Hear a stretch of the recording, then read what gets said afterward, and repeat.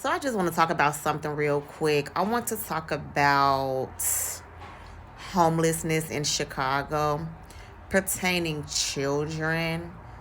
Um in my neighborhood, okay, it's this one little boy who I've been seeing for the past 2 years since I've been back here in Illinois. This one little boy, he used to come into my restaurant and ask if he could take out the garbage, if he could sweep, if he could mop, if he could do things for food or just a couple of dollars and things of that nature, right? And I was so concerned, like, first of all, the times that I see him is fairly late in the evening, 8, 9. I even seen him at 10 o'clock at night a few times. But I've always seen him around in the neighborhood. So anyway, I was concerned. I would always wonder, like, why is this little boy out here? And I would say that he couldn't be no more than maybe like 10 or 11. He's a little boy. It's not like he's a teenager or he's just out here standing on the corner hustling. No, this is a little boy, right? So it's been really cold in Chicago. It's been so cold, like below frozen temperatures. Just crazy cold to the point to where the schools were shut down for a couple of days. They've been sending out crazy winter weather advisories. It's just been freaking freezing here, right? So I happened to run into this little boy again last night while I'm out just on the road. And I was coming into a store getting a couple of things, and he had came into the store and he was asking if he could mop, sweep, or do something like that for just a couple of bucks. And so the lady let him do a couple of so the lady let him come in, do a couple of things, and she gave him a couple of dollars. And then I was the last customer in the store. They was getting ready to lock up and everything. It was kind of late, probably about like, I want to say about 9:30ish, 9:40, something like that.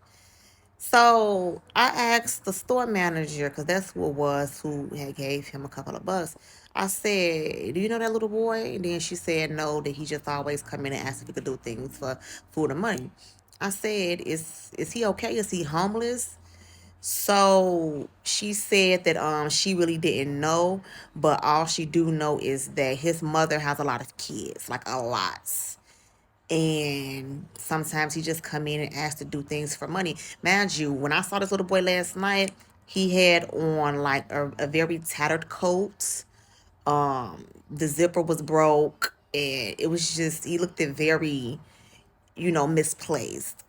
So I stood there talking to the lady for a while, and I was just shaking my head. I was just so concerned. I felt sorry for him because I'm just sitting up here thinking, like, no matter how many kids someone have, like, where is the mother? Especially this little boy out here at this time of night. Where is his mother? Where is his father? Me as a mother, I got 3 kids. I could never have my children out there fending for their goddamn self. One thing my kids ain't never got to worry about, they ain't never got to worry about searching for food, going to beg nobody for no money. They ain't got to panhandle. They ain't got to do nothing. My kids would never be in the streets doing anything like that because I'm going to provide for them any and everything that they need. They will always have a roof over their head. Listen, me and my kids have been through some rough and some tough times, but one thing I have never done is give up on them. And I see this a lot in Chicago. I see children all the time just out here in these streets.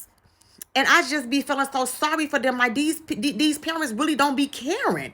They do not be caring about their kids at all. It seems like once their kids get to a certain age where the parents think that the child or the children can fend for themselves, then they just stop giving a goddamn care about them. That's sad.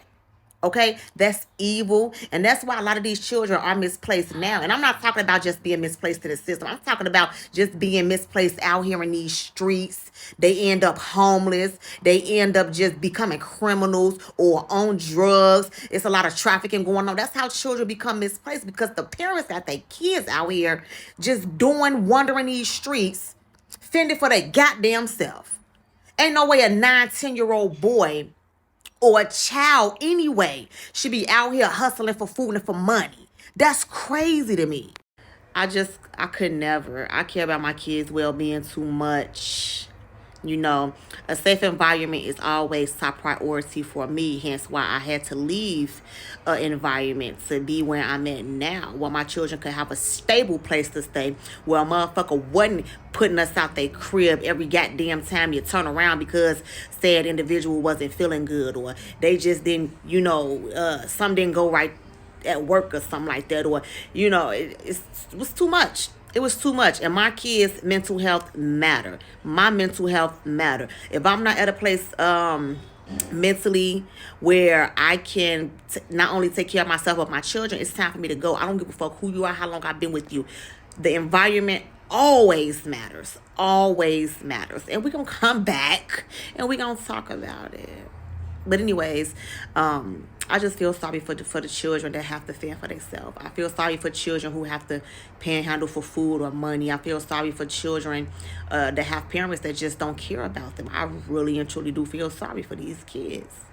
And then, on top of that, the weather's been crazy in Chicago. I am so thankful that I have my own warm home to walk into. I ain't staying in the shelter. I ain't living with nobody. I ain't got to walk on eggshells. My kids can run around this mother freely, do whatever they want, get whatever type of drink they want out the refrigerator, snacks in the cabinet, food, all type of stuff. They ain't got to worry about nothing, period.